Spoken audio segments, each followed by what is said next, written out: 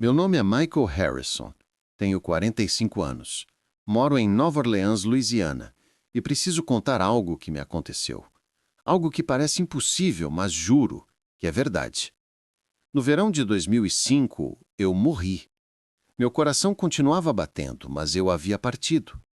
Por 11 dias eu não estava mais aqui. E o que vi durante esses 11 dias mudou tudo. Tudo o que eu achava que sabia sobre a vida, sobre a morte, sobre o que acontece depois do nosso último suspiro. Esta é a minha história. Eu trabalhava como inspetor de obras para a prefeitura quando aconteceu. Era uma manhã de terça-feira, no final de agosto, e tínhamos acabado de passar por 3 dias de chuva forte. Daquelas que alagam porões e sobrecarregam os sistemas de drenagem. Meu supervisor me chamou em sua sala. Mike, precisamos que você verifique o complexo de apartamentos Riverside, no Lower Ninth Ward. Há várias reclamações sobre alagamentos nos apartamentos do porão. Peguei meu equipamento e fui. Quando cheguei, o gerente da propriedade parecia exausto. A situação lá embaixo está péssima, disse ela. Em alguns apartamentos a água chegou a quase 1 metro de altura. Entrei naquele porão e, nossa, era nojento. Água turva com cheiro de esgoto. Ratos mortos boiando por toda parte. A água estava morna, quase na temperatura do corpo, e encharcou-me as calças até as coxas. Passei 2 horas lá embaixo, documentando os danos, tirando fotos, fazendo anotações. Quando finalmente saí, minhas calças estavam completamente encharcadas. Não dei muita importância, perigos do trabalho. Eu fazia isso há 15 anos. Voltei para casa naquela noite me sentindo bem. Minha filha Sarah tinha acabado de completar 3 meses. Minha esposa Jennifer e eu éramos pais de primeira viagem, exaustos, mas estávamos felizes. Lembro-me de segurar Sarah naquela noite, observando-a dormir, pensando em como eu era sortudo. No sábado de manhã, tudo mudou. Acordei me sentindo como se tivesse sido atropelado por um caminhão. Todos os músculos doíam. Minha cabeça latejava. Eu estava com febre alta, mas tremendo incontrolavelmente. Provavelmente é só uma gripe, disse Jennifer, mas eu sabia que algo estava muito errado. No sábado à tarde eu estava delirando. Jennifer ligou para o irmão dela, Marcos, que é enfermeiro no centro médico de Tulane.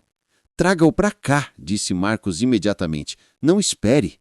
No pronto-socorro, fizeram exames para tudo. Gripe, meningite, tudo o que você possa imaginar. Todos os resultados foram negativos ou inconclusivos. Provavelmente uma infecção viral, disse o médico. Repouso, líquidos. Volte se piorar. No domingo de manhã eu me senti um pouco melhor. Mas no domingo à noite eu estava pior do que antes. A febre subiu para 40 graus Celsius. Jennifer me encontrou desmaiado no banheiro, vomitando. Na segunda-feira de manhã, Marcos conseguiu que eu fosse internado diretamente em Tulane. A essa altura, eu não suportava que ninguém me tocasse. Cada contato parecia uma surra com um taco de beisebol. Eu estava deitado em uma maca no corredor quando a doutora Rachel King passou. Ela parou abruptamente ao me ver. Há quanto tempo ele está com icterícia? Perguntou ela à enfermeira. Ela se inclinou para examinar meus olhos. Isso não é viral, é leptospirose. Levem-no para a UTI, agora! Eles me levaram às pressas para a unidade de terapia intensiva no 8º andar. A doutora Kim explicou o que estava acontecendo. Leptospirose, uma infecção bacteriana transmitida por água contaminada, geralmente urina de rato. A bactéria havia entrado pela minha pele naquele porão alagado. Ela ficou incubando por 5 dias, atacando meus órgãos. Vamos começar com antibióticos em altas doses. Mas preciso ser honesta com você, Mike. Você está em estado crítico. As próximas 48 horas são cruciais. Jennifer estava lá, segurando minha mão. Eu podia ver o medo nos olhos dela. Eu queria dizer a ela que tudo ficaria bem, mas não conseguia encontrar as palavras. Na tarde de terça-feira, algo mudou dentro de mim. Senti que ia vomitar, mas o que saiu foi sangue, escorrendo da minha boca, do meu nariz, sem parar. Os alarmes dispararam. As enfermeiras entraram correndo. Ele está com hemorragia. Tragam o kit de intubação. A última coisa que vi foi um tubo vindo em direção a meu rosto. Tentei dizer a Jennifer que a amava, para que ela cuidasse de Sarah. Então tudo ficou escuro. Você está ouvindo o que Regina Fisher está narrando? Não sei quanto tempo fiquei na escuridão. O tempo não existia ali. Quando recobrei a consciência, não estava mais no hospital. Estava em uma escuridão tão completa que não conseguia ver minhas próprias mãos, mas pressentia que não estava sozinho. Comecei a andar. Não sei por quê. Não havia luz para me guiar, nem um som para seguir. Simplesmente andei. Então vi alguém, uma figura na escuridão. Conforme me aproximava, o reconheci. Tommy Rodrigues, um garoto do meu antigo bairro em Houston. Tommy havia sido baleado e morto em uma briga de gangues quando tínhamos 17 anos. Tommy? Chamei. Tommy, é você? Ele olhou diretamente para mim, mas não disse nada. Apenas me encarou, depois se virou e foi embora. Em segundos, desapareceu. Como Tommy podia estar ali? Ele estava morto havia 28 anos. Então vi outra figura. Lisa Martinez, uma garota do ensino médio que havia morrido em um acidente de carro no nosso último ano. Ela era exatamente como eu me lembrava dela, 18 anos, vestindo aquela mesma jaqueta azul. Lisa! Ela me olhou com olhos tristes e vazios. Nenhum reconhecimento, nenhuma resposta. Então ela também desapareceu. Mais figuras emergeram da escuridão. Pessoas que eu conhecia e que haviam morrido. Antigos vizinhos, ex-colegas de classe, pessoas que eu tinha visto em funerais ao longo dos anos. Todos me olharam com aqueles mesmos olhos vazios. Nenhum deles falou. Cada vez que um passava perto de mim, eu sentia um frio intenso, como se alguém tivesse aberto a porta de um freezer bem na minha frente. O frio penetrava até os ossos. Eu não entendia por que todas essas pessoas mortas estavam ali. Onde era ali? Nunca me passou pela cabeça que eu pudesse ser uma delas. Eu estava vagando por dias, quando tudo ficou ainda mais escuro. O ar ficou pesado, opressivo. Então eu senti uma mão no meu ombro. Me virei. Um velho estava atrás de mim. Cabelos brancos, barba branca, mas eu não conseguia ver seus olhos. Estavam escondidos na sombra. Ele vestia roupas simples e gastas. "Você acredita em Deus?" perguntou ele. A pergunta me irritou. Talvez fosse medo ou anos de ceticismo vindo à tona. "Você está brincando comigo? Você vai mesmo me dar esse sermão religioso agora?" O velho não respondeu. Apenas esperou. Imediatamente senti vergonha. Ali estava eu, perdida na escuridão, cercada por mortos e sendo rude com a única pessoa que realmente havia falado comigo. "Desculpe", disse, virando-me para me desculpar. "Eu não queria." Mas ele havia sumido. Desaparecido. "Espere", gritei. "Volte! Sim, sim, eu acredito em Deus, eu acredito." Mas não houve resposta, apenas silêncio e escuridão. E então o vento começou. O vento vinha por trás, me empurrando para frente.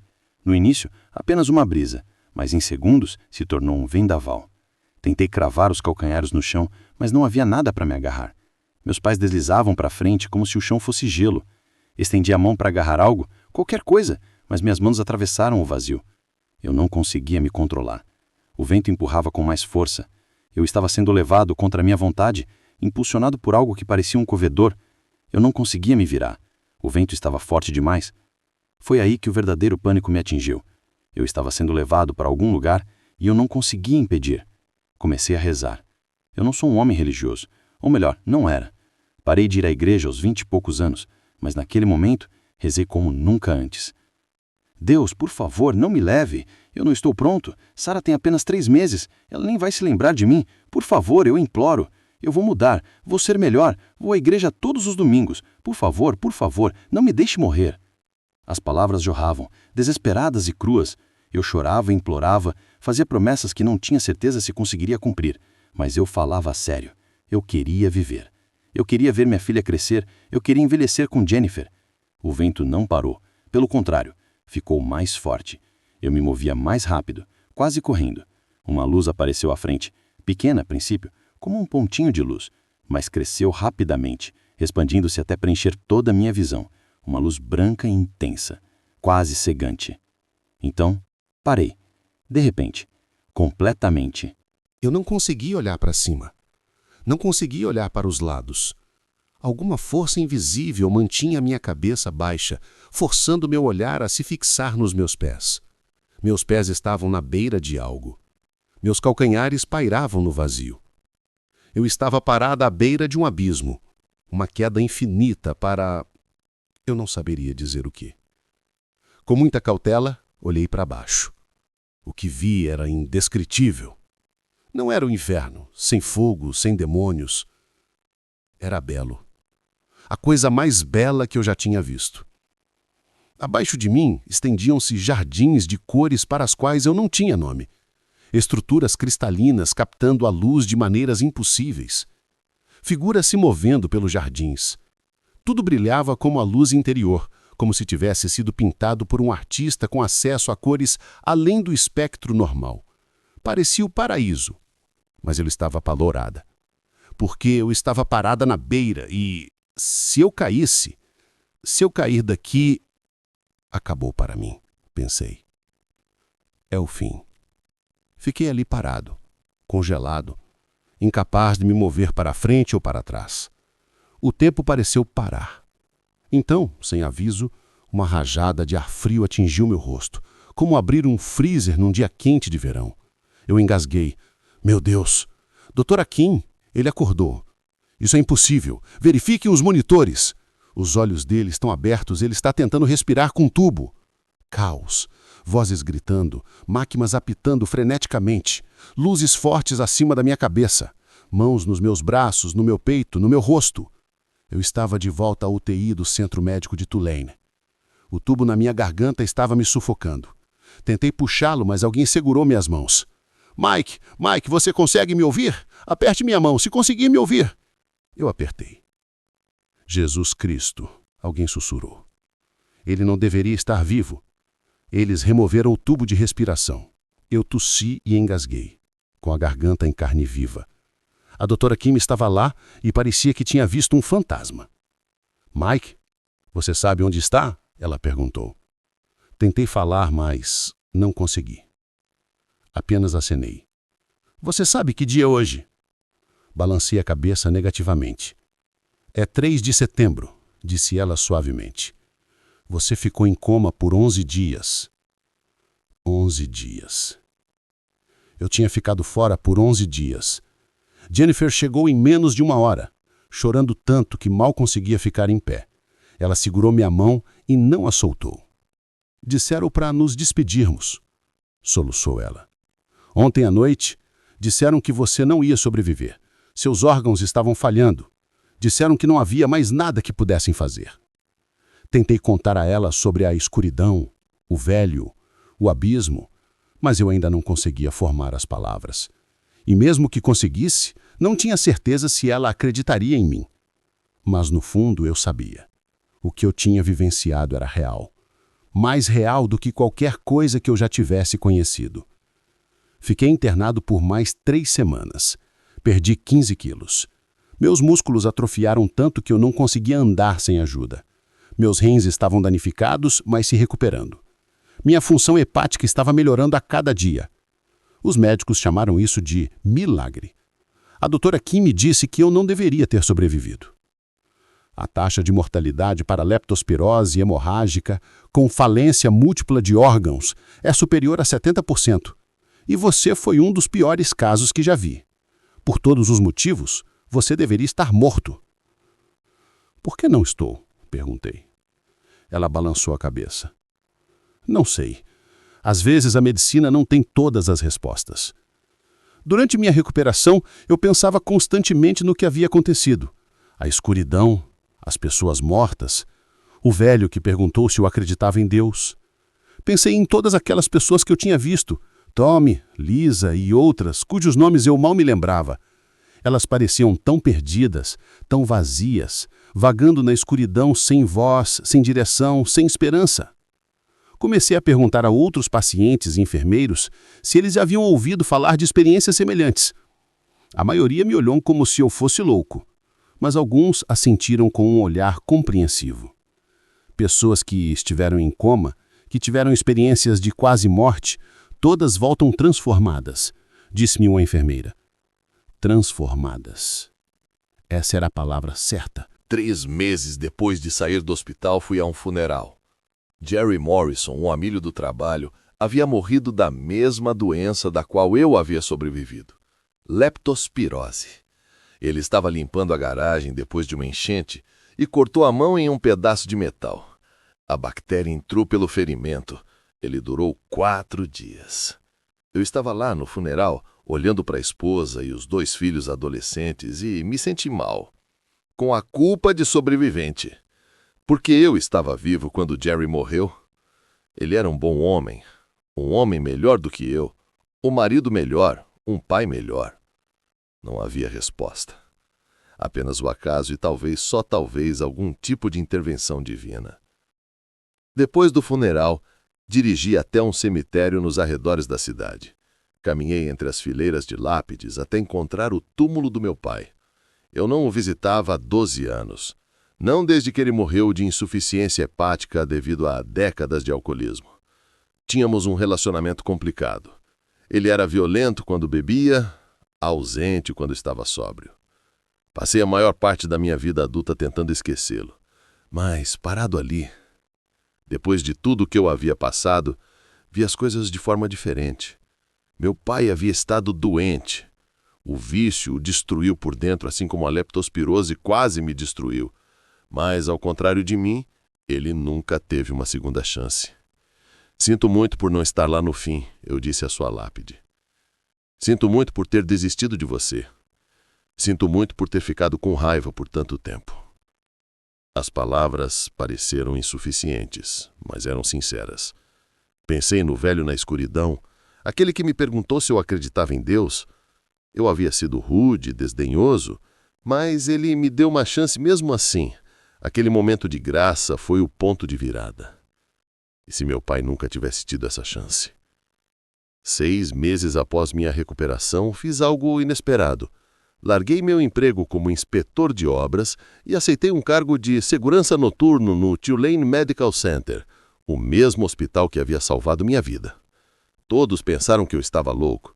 O salário era menor, os horários piores, mas eu precisava estar lá. Não consigo explicar melhor do que isso. Na minha primeira noite, meu supervisor me mostrou as instalações.